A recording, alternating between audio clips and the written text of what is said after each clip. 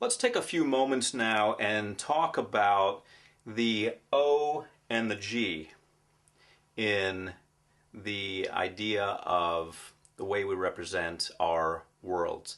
So far, we've been focusing very heavily on the V, A, and K, visual, auditory, and kinesthetic.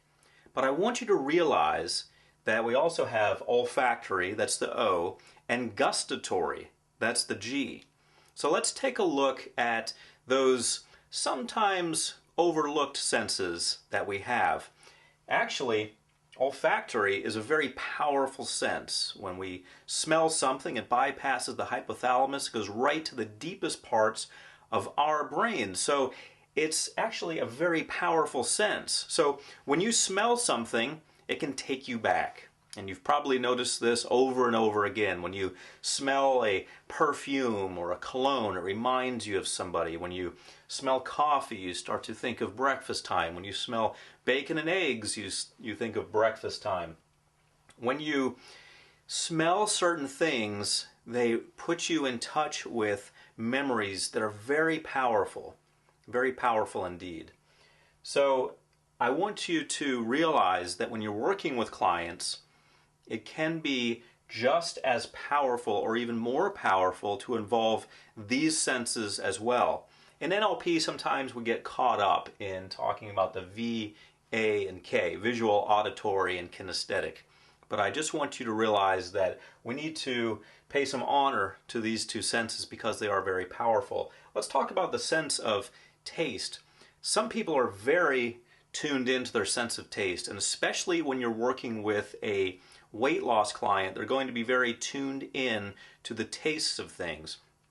And I find that what goes hand in hand with taste is often a kinesthetic person. Kinesthetic people, for whatever reason, happen to be overweight in many cases, at least that's my experience, and I believe it's because, as I've said, they really enjoy the feelings of food, the physical feeling, there's texture to it, and there's motion involved and so forth, and for them there's also emotion involved. So a lot of times when you have a kinesthetic person, you also have a person who's very gustatory, very much into the taste of something.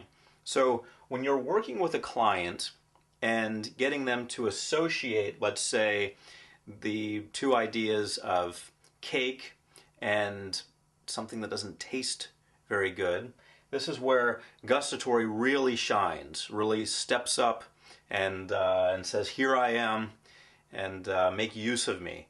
So gustatory comes into play strongly when working with people who are interested in losing weight. So don't overlook it. Also, when working with smokers, I want you to make sure that you're in tune with that, because smokers have although their taste buds are diminished because of smoking, unfortunately, they do have a strong relationship with taste, with whatever taste they have left over. They strongly relate to it. There's a taste going on in their mouths, a taste of the nicotine. And there's also a taste that they can associate something negative with, perhaps Brussels sprouts or broccoli or whatever they don't like, liver, I don't know. So you can create an association in their minds between these two tastes. You can set in their minds cigarettes to being equal to whatever it is they don't like, spinach, broccoli, Brussels sprouts, whatever it is that they find disgusting. For me, it's cottage cheese or raw tomatoes. Those are the things that I really don't care for, and I also don't care that I don't care for them. I don't want to like them, and that's okay. And keep that in mind too. If you try to fix everyone because you think that they want to change, they may not want to change. Sometimes we want to hold on to something, and that's okay. Sometimes we want to stay a certain way, and that's okay. And that brings up another point, which is more along the lines of an ethical point. Sometimes, like it or not, people just don't want to stop smoking.